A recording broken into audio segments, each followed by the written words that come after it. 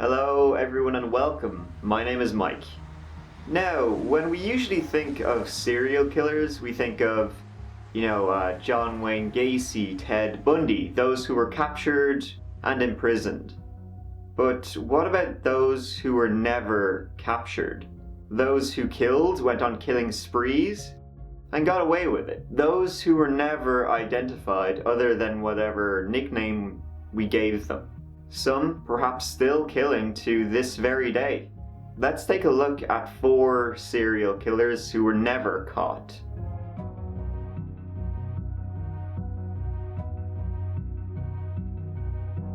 The Colonial Parkway Murders were committed by a serial killer known to have killed at least 8 people in Virginia between 1986 and 1989.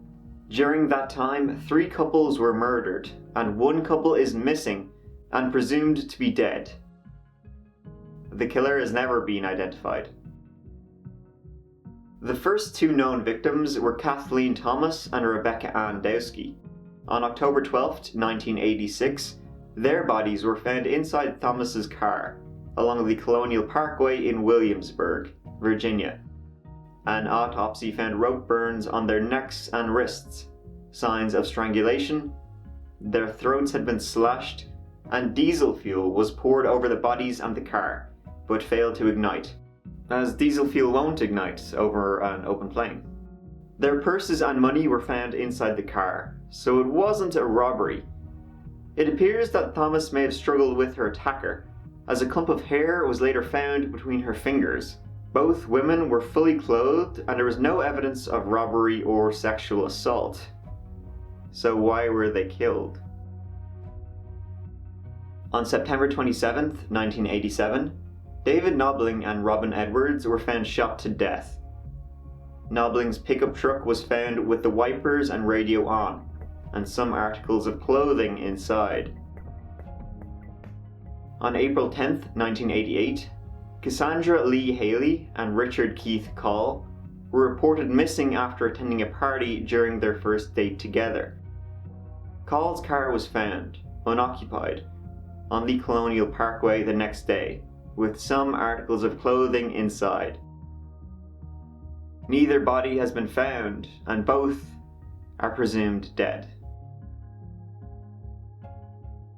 On October 19, 1989, the bodies of Anna Maria Phelps and Daniel Lauer were found by hunters in the woods near a rest area.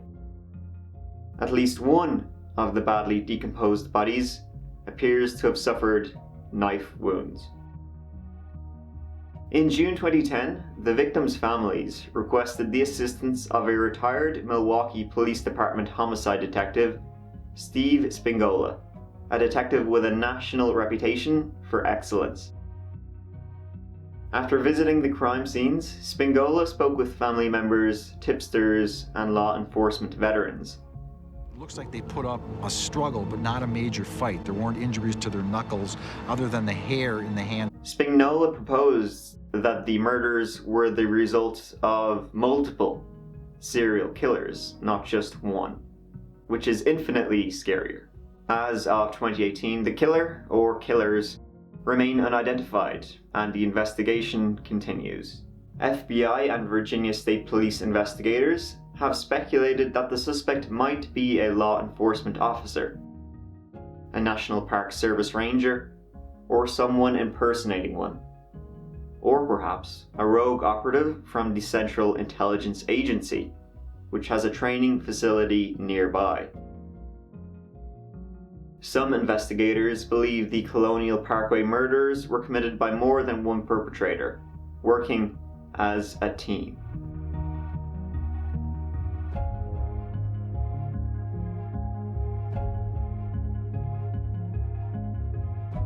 Since 1971, investigators have been trying to solve the mystery of the Freeway Phantom in Washington, D.C.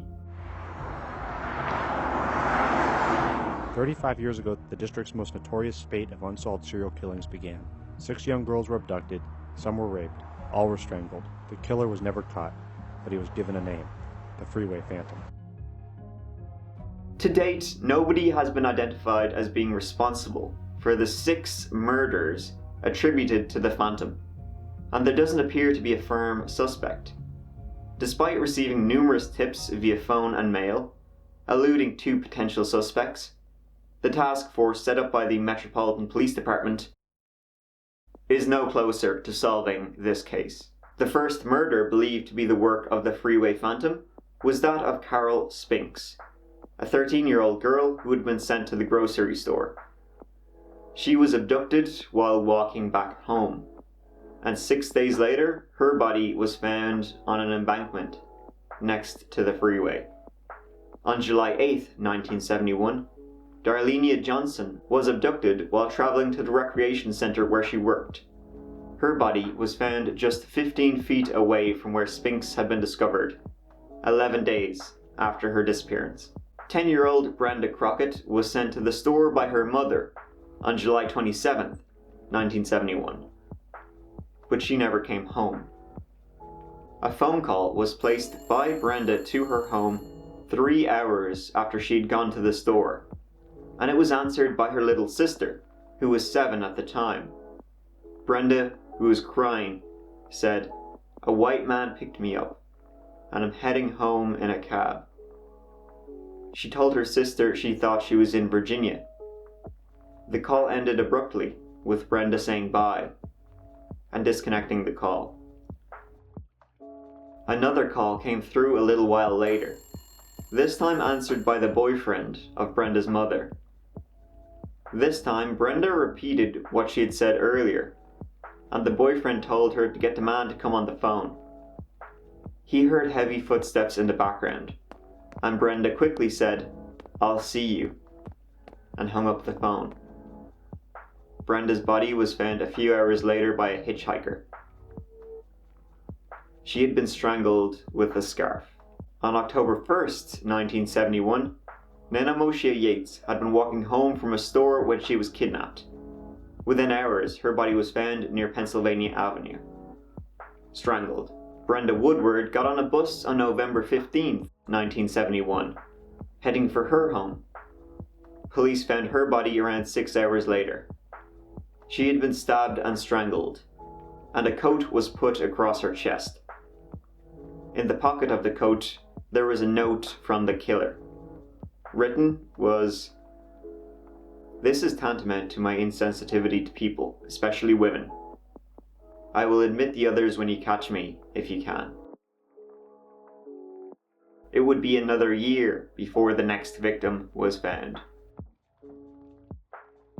On September 5th, 1972, Diane Williams was last seen getting on a bus. Her body was found shortly afterwards, strangled and dumped beside the freeway. Despite numerous tips being given to the Metropolitan Police, no clear suspect has ever been identified or apprehended. The investigation included team members from a number of law enforcement agencies. A gang known as the Green Vega Rapists, what a name! What kind of name is that? Jesus Christ! Were thoroughly investigated as potentially being responsible for the murders. Each member of the gang was interrogated, including those that were currently incarcerated at the time. One such inmate claimed to have information about the killer, but he would only tell what he knew if his identity could be kept secret. Police agreed, and the inmate went ahead, giving them the date and location of a murder and details considered a signature that the general public were unaware of. Consideration was given as to whether or not the inmate was involved in the murder, but he was cleared due to his alibi. However, at that time, an election was being held in Maryland, and during a press conference, one of the candidates announced that an inmate had provided information on the Freeway Phantom. Because this threatened his secret identity, the inmate refused to tell the investigators any more information, and subsequently denied having ever told them anything. Nice job. At the time when these murders were being investigated, it was common practice for the case files at the Metropolitan Police Department to be kept within files maintained by detectives who were assigned to the case. Many of the case files and notes on the Freeway Phantom have been lost. and the Freeway Phantom case is still open.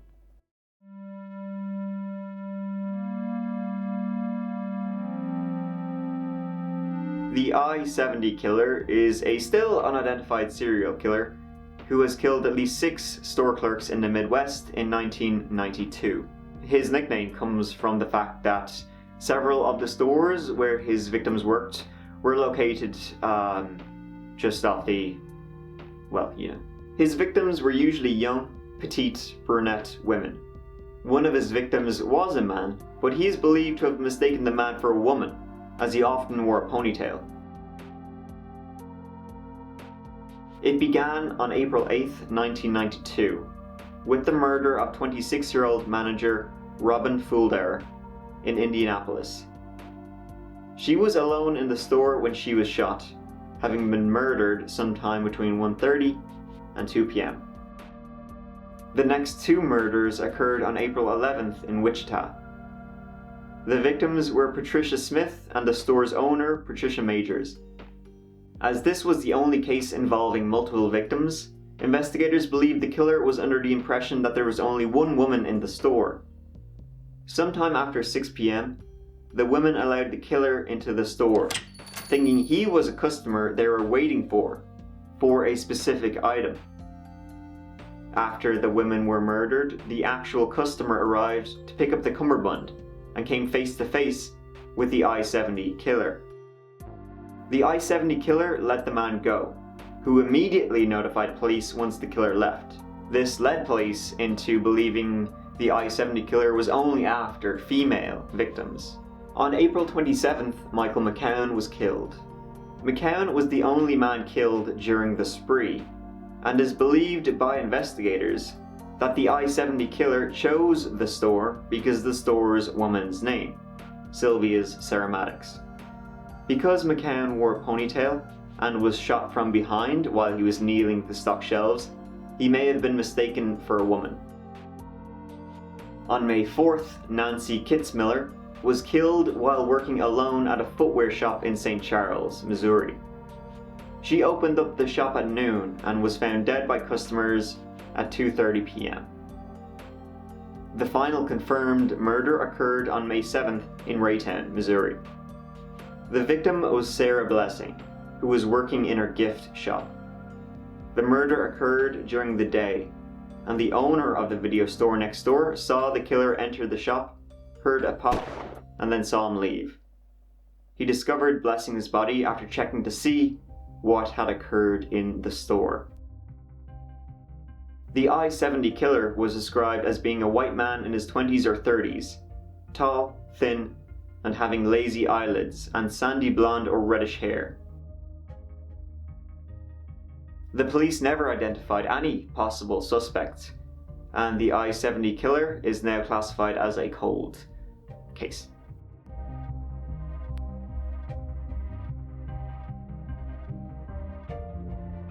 Since 1996, a strange string of disappearances have occurred along the Route 29 corridor in, again, Virginia. Between 2009 and 2014 alone, 5 young women have disappeared and later turned up murdered. Because of the condensed time frame that the later cases took place in, the small area in which they occurred, and the age and gender of the victims, authorities began wondering if the cases were linked. A handful of people have been offered up as suspects for the Route 29 stalker. Darrell Rice was arrested, but not convicted, for the murder of the first victim, and is still widely believed to be the killer of all the women. Next, a man was charged with the disappearance of Alexis Tiara Murphy, who vanished in 2013. Many people tried to connect him to the Route 29 stalker, but he was in prison when a handful of the victims were killed. Finally, Jesse Matthew, arrested for the murder of Hannah Graham, has been linked by his DNA to show he had contact with another victim the night she disappeared, thus making him a prime suspect. After much back and forth between victims, their connections, and the potential killers, authorities turned up with nothing to succinctly connect all the deaths. The case and the killer of the remaining victims remains a mystery. And the Route 29 stalker remains possibly, probably, still out there. Thanks for watching. Be sure to let me know what you think of these cases and killers, and any other unidentified killers in the comments below. Thanks for watching. Mike out.